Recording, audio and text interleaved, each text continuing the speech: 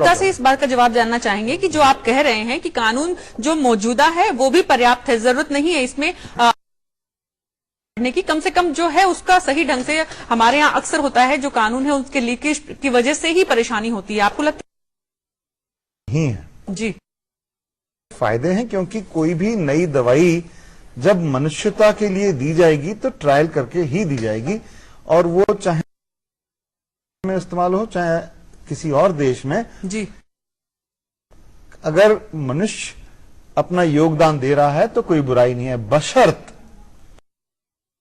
कोई भी trial safe हो, हर ट्रायल, और जो हम कहते हैं जो मरीज को या सब्जेक्ट को इन्फॉर्म, जो कि बहुत जरूरी है, जिसे हम अपनी तरफ से हम कहना चाहेंगे अंडरस्टूड कंसेंट, इन्फॉर्म भी नहीं आ जाना चाहिए। और उसके बाद एथिक्स कमेटी जिसके अंदर में होती है वो पूरी तरह से चौकन्नी जी, और कोई भी अगर मरीज को छोटा सा छोटा या बड़ा नुकसान हो उसका पूरा मुआवजा, उसका इलाज, ये जब चीजें कहीं कहीं पे नहीं होती हैं या एक आध जगह नहीं होती हैं, परीक्षण हो अच्छी साबित हो जाए तो कोई भी बना सकता है, तो फिर तो मैं कहूंगा कि सारे के सारे ट्रायल भारतवर्ष में होने चाहिए। पर दिक्कत यह है दवाइयां हैं, पेटेंटेड का मतलब यह है कि 15 से 20 साल तक उस कंपनी को छोड़ के दवाई को बना नहीं सकता, और वो 15 से 20 साल तक को 2000%, 5000% पे बेचती रहती हैं, और उससे भारतवर्ष को कोई फायदा नहीं होने वाला। जब तक ये सॉल्व नहीं होगी कि ये जो पेटेंटेड मेडिसिन है जो कि एक्चुअली,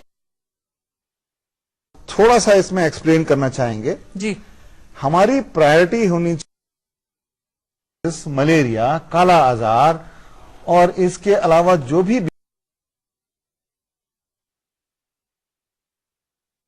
हिंदुस्तान में प्रचलित हैं जी, वो प्रायोरिटी होनी चाहिए।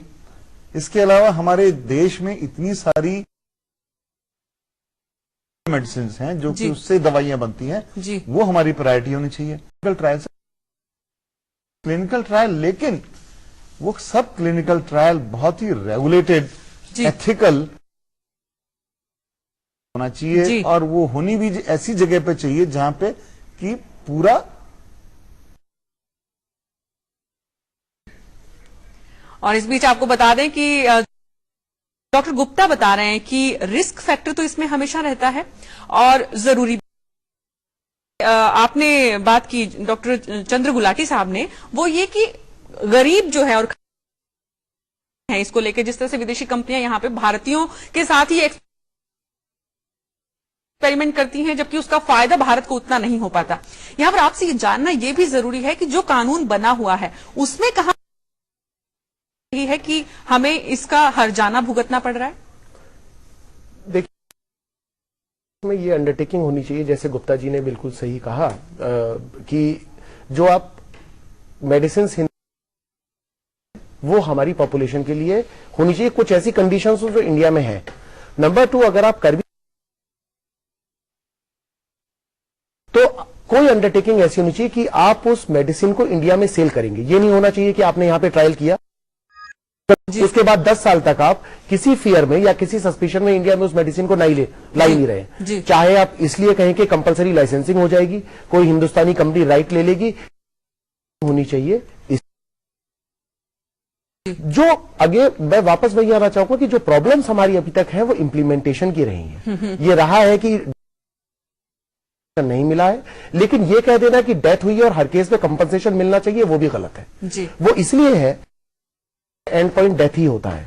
आप जो क्लिनिकल ट्रायल करते हैं तो आप सिर्फ ये देखना चाह रहे हैं 6 महीने बचे हैं उसमें उसकी क्वालिटी ऑफ लाइफ इंप्रूव हो जाए।